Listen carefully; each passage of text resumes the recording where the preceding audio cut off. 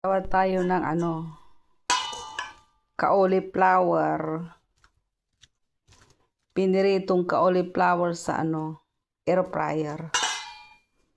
Ito yung ingredients niya. Lagyan natin ng olive oil. So mga isang kutsara yan. Yan. Lagyan natin ng paminta, pepper,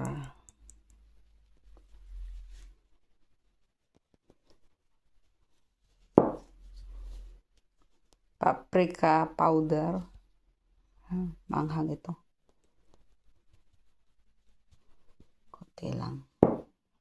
Lagyan natin ng asin, salt. Salt, mga lang, maliit na kutsarita.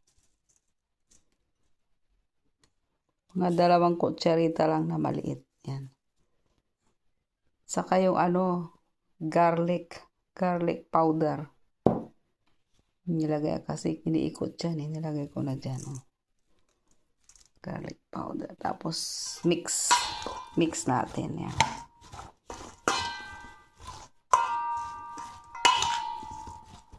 Mix natin. Tapos ilagay natin dito sa sa air fryer. Dapat yan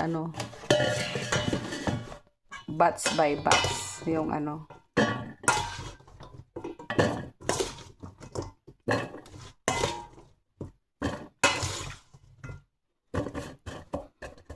Ayan, para maluto ng maayos. Ayan. Tapos sa air fryer, mga